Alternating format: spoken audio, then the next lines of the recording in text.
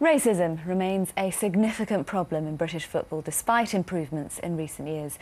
That's the view of a committee of MPs who say that while there are many players from ethnic minority backgrounds in the game, they are rarely represented at managerial level. Our sports correspondent Dan Rowan reports. It's controversies like this which prompted politicians to take a long, hard look at how football's tackling discrimination. Chelsea captain John Terry was alleged to have racially abused QPR's Anton Ferdinand last year. The fallout from the incident has spilled into this season, with handshakes being refused. And today the sport was told it needs to do much more. Campaigners are delighted. There is actually now a specific point and document in time to refer to and say, you said that we need to do this, where is the progression? So instead of people just talking, we've now got something to gauge actions against. So that's an important step forward then, you think? It's a massive step forward, yeah. Oldham fans arriving for a home match against Scunthorpe last night. This area's been no stranger to racial tension, so is discrimination an issue here at Boundary Park? It's happened at a couple of grounds. We've kicked a couple of people out. We've had a couple of people arrested. Season ticket holder for here since I was 6, 7, 20 years. I don't ever recall hearing anything. Play Sunday League and Saturday League myself, and things like that still go on around the pitch. But really? Yeah, but... What, you suffer it yourself, do you? Or? I've had it before, but if nobody hears it or the referee isn't there, there's not much you can do. Verbal racist abuse on the terraces and in the stands of lower league grounds like this has largely been eradicated in recent years, but those fighting discrimination insist that football still has some way to go. I've been told by people who are part of our projects at this club that the reason that they don't attend games is that they're frightened. There's Asian fans, are they? Asian fans, and that is of great concern to me. Today's report calls for the better education of stewards, an improved system of reporting racism in the grassroots game, and also points to a growing issue of homophobia. Underrepresentation in both boardroom and dugout is also highlighted. Chris Hughton is the only black manager in the Premier League, but others insist the game has come a long way. All of a sudden, one bad year doesn't cast the game in doubt as far as I'm concerned. I'm sure it'll be brushed aside and we'll go back to normal. In July, Terry was cleared of criminal charges of racial abuse. On Monday, he'll face an FA hearing over the same incident. Having been told to take a lead on fighting discrimination, the governing body's ruling will be closely scrutinised. Dan Rowan, BBC News. Well, David Mbaziira is Head of Communications at Sporting Equals, which aims to promote diversity of all kinds of sport. He joins us now from our Birmingham studios. A very good evening to you. Good evening. We were hearing in that report about the huge progress that has been made over the years. Is it your sense that things are still improving, or has progress stalled now? I think that, there's been a great deal of progress, and I think that that's something that the report focuses on. I think that what's called for now, and I think that's what we heard in your, the little segment we just heard, is how do we make this happen? How do we translate all of that good work? How do we coordinate all that good work to actually make things change for the better? There are some growing issues around not just homophobia, I think the broader issue of inclusion. So that's how we want to see impact and coordinate all the good work to make a real sort of step change, if you like. How much work is left to be done, and how do you go about doing it? Well, if we want to talk about the issue of the grassroots game, I think that the reporting structure currently at that level perhaps is not fantastic. I think county FAs need greater support in terms of empathy around the needs and requirements of those members. There are a lot of BME individuals playing football at that level, and perhaps the reason why they're not coming forward is because they don't feel confident that actually anything's going to happen. As you heard there, if a referee doesn't hear it, then what's the point in taking it forward? So I think that's an issue. So it's about accurately reporting at that level. If we're talking about engaging diverse fan bases and individuals to come to the grounds themselves, then I think there is much more work that can be done there. And I think football and the sports sector can do more in terms of engagement. And that's about engaging gatekeepers. So that's about faith leaders, ethnic media. Ethnic media is still read by perhaps 50%. And when I say ethnic media, I mean ethnic or faith-based media. That's where they get their information from. So it's about building trust within communities, and I think that still sport has a way to go in order to do that. I think the other key thing is about the sports sector moving away from equality and diversity being a compliance issue, which is, I think, where it is at the moment, and saying that actually this is a business and development opportunity. And until that starts to happen, I think we won't really see the leadership from the top to sort of really address these issues and challenges. How much of this is about representation? Because nowadays, of course, there are many role models in football for young people of ethnic minorities. But, I mean, are there any openly gay Premiership footballers? Well, I think we've heard from reports that, that anecdotally or that there are gay footballers. I think that, you know, in other sectors, you know, perhaps in rugby league we've seen, and in rugby union we've seen gay players come out. I think that football is still a taboo and there's still some work to be doing there. I think that once we do see those individuals come forward, that that perhaps we can challenge those issues and around orientation, around gender. There's still a lot of work that needs to be done, but I don't think that the work around race or racism is done, and perhaps some esteemed colleagues who feel that you know, over one bad season has just brought this to light. I think this has been perhaps simmering under the surface. If you look at the lack of role models, you know, specifically when we talk about representation, 20 to 25% of players are BME, but you know, a lack of coaches, referees. Yeah.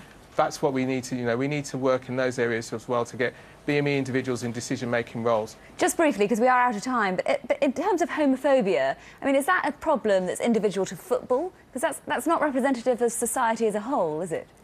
I think that that homophobia in sport generally is still an issue, and that the sports sector is working to really engage and look at all the elements of inclusion to make everybody welcome to participate, to attend in sport at all levels. OK, David Mbaziira, very good to talk to you. Thanks very much indeed. Thank you.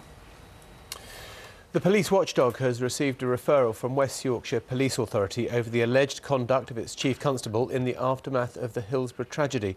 Sir Norman Bettison was an off-duty inspector with South Yorkshire Police at the football match in 1989. It's alleged he was involved in the supply of misleading information to the inquiries into the disaster in which 96 Liverpool fans died. The Duke and Duchess of Cornwall are hosting a reception this evening to thank military personnel and games makers for their efforts during the London Olympic and Paralympic Games. Our correspondent Louisa Baldini is there for us now. Louisa.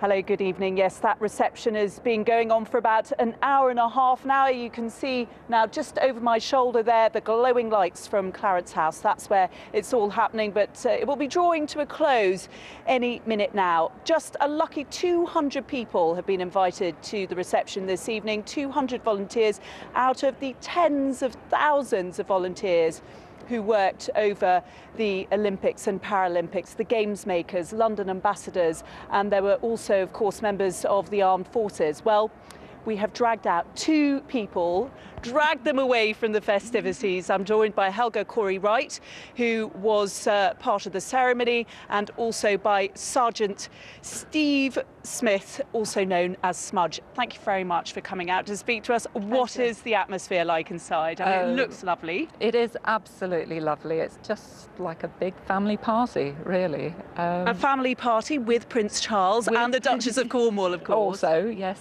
And did you speak to them? I spoke to both of them, and they were absolutely delightful. It was wonderful. And I bet they asked you what you were doing during the Olympics with this outfit. Yes, they did. And what did you say? I said I was a marshal, which was really sort of crowd control. In the closing ceremony, is that right? In the Olympic closing ceremony, and we also had a few little dance routines to do as well. Well, you certainly must have stood out. I know, though, that there were some weird and wonderful costumes, but you must have stood out. And Smudge, what about you? Did you speak to either the Prince or the Duchess? Yeah, I spoke to the Prince. Yeah, we had a good chat. He was asking us what we did, basically what I did there, what my job was. And what did you do?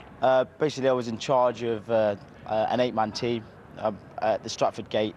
So we was like controlling the people coming in and checking, basically like working in an airport kind of system, getting the people in. So yeah, that's what we did. And how does it feel that you have been invited here tonight? I understand you both had to be nominated to come here, and you know, I suppose it's a bit like winning the lottery, given that there are only 200 of you and there were probably what, 80 to 100,000 volunteers? Yeah, it's always a great privilege when you meet the royals, I suppose, and as it was the Olympic Games, and we'll probably never see this again, especially in this country.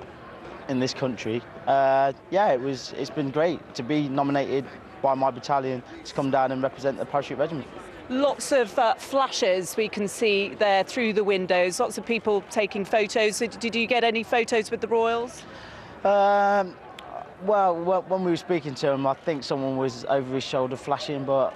And I understand you also spoke to him about his visit to Headley Court this morning. I mean, you have been to the front line yourself. What did he say to you about his visit to Headley Court and visiting injured soldiers? Well, he was...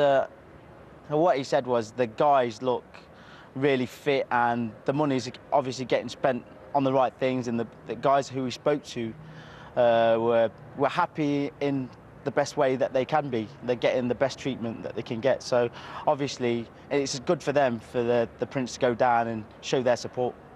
And great that the Prince and also the Duchess of Cornwall showing their support to all the fine work you did in London over the summer. Thank you very much for sharing your experiences with us.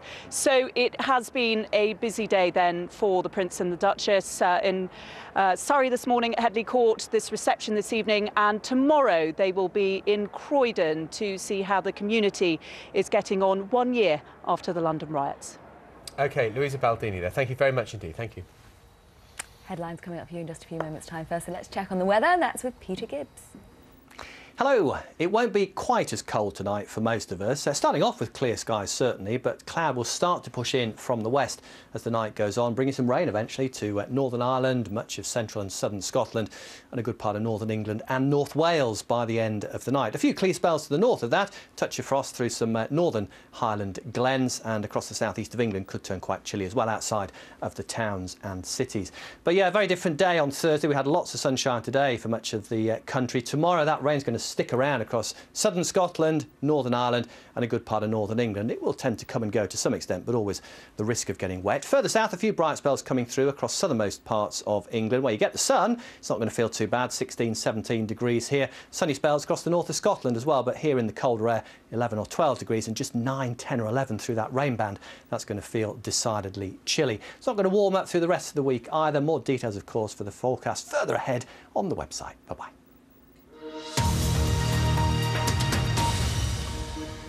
A very good evening. You are watching BBC News with Sophie Long and John Sopel, where it is a late 7:34. Good evening. Police in Greater Manchester have paid a silent tribute to 2 officers killed in a gun and grenade attack yesterday in Mottram.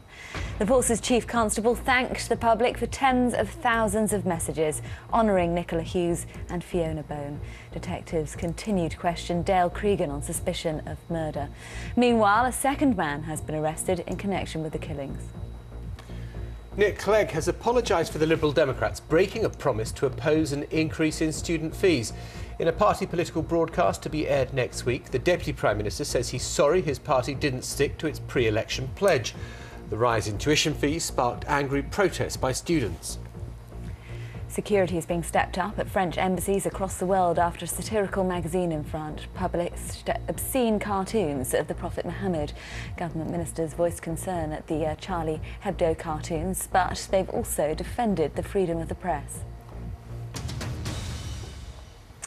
More now on our top story this evening. The Chief Constable of Greater Manchester Police, Peter Fahey, has thanked the public for their support after the killing of police officers Nicola Hughes and Fiona Bone. He's been speaking to reporters about the public response and the ongoing investigation. Earlier today, a 28-year-old man was arrested in the Hattersley area on suspicion of conspiracy to commit murder, and he has been taken into police custody for questioning. Since yesterday, the force has received over 25,000 messages of condolence from the public on our website. There have been over 19,000 messages of support on Facebook, 1,000 messages on Twitter, and over 1,200,000 views of our Facebook update. I would like to thank the public for this tremendous show of support. It means a huge amount to us at this difficult time. Clearly the whole force and indeed the whole police service is devastated by the deaths of these 2 brave colleagues. But to know at this difficult time that the public supports what we do and feels so strongly about the sacrifice of these officers and is giving such support to their family. It is really important to us. As you're aware, flags are flying at half-mast around Greater Manchester. Ourselves and a number of other organisations held a minute's silence at 11 o'clock